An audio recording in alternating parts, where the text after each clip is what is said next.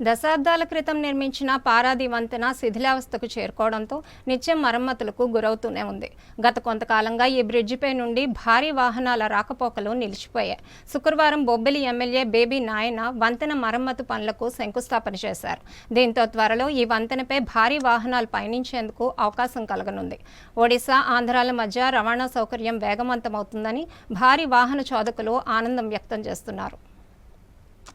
విజయనగరం జిల్లా బొబ్బిలి మండలం పారాది గ్రామ సమీపాన దశాబ్దాల క్రితం నిర్మించిన వంతెనకు పారాది బ్రిడ్జి అనే పేరు. ఈ వంతెన శిథిలావస్థకు చేరిన సంగతి తెలిసినదే. దీంతో ఈ బ్రిడ్జి మీదుగా భారీ వాహనాల రాకపోకలను నిలిపివేశారు. ఆంధ్ర, ఒడిశా ప్రధాన రహదారిలో ఉన్న మరమ్మతులకు గురి కావడంతో రవాణా వ్యవస్థ దాదాపు మందగమనంలోకి వెళ్లిపోయింది. గత కొంతకాలంగా ఆంధ్ర నుండి ఒడిశాలోకి, ఒడిశా నుండి ఆంధ్రాలోని భారీ వాహనాలు రావాలంటే ఇతర మార్గాల ద్వారా నడిచేవి. దీంతో రవాణా ఖర్చులు అధికమయ్యాయి. ఎట్టకేలకు బ్రిడ్జి మరమ్మతు పనులకు మోక్షం లభించింది. బొబ్బిలి ఎమ్మెల్యే బేబీ నాయన శుక్రవారం మరమ్మతు పనులకు శంకుస్థాపన చేసి పనులు ప్రారంభించారు. త్వరితగతిన పనులు పూర్తి చేసి బ్రిడ్జిపై భారీ వాహనాల రాకపోకలను పునరుద్ధరిస్తామని ఈ సందర్భంగా ఆయన తెలిపారు.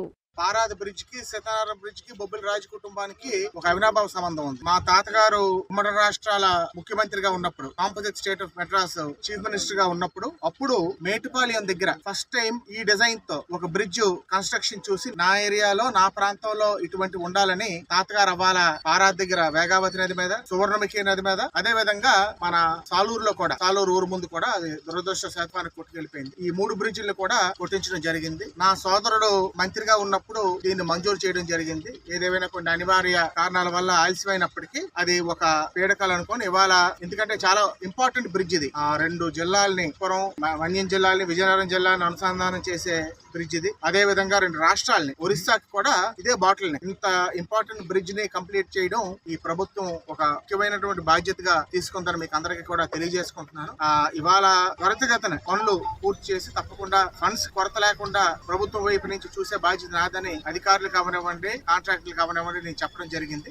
తప్పకుండా ఈ బ్రిడ్జ్ ని అది ఏ జాప్యం లేకుండా అతి త్వరలోనే పూర్తి చేసి ఈ ప్రాంత ప్రజలకు అంకితం ఇస్తామని మీకు అందరికీ కూడా తెలియజేస్తాం.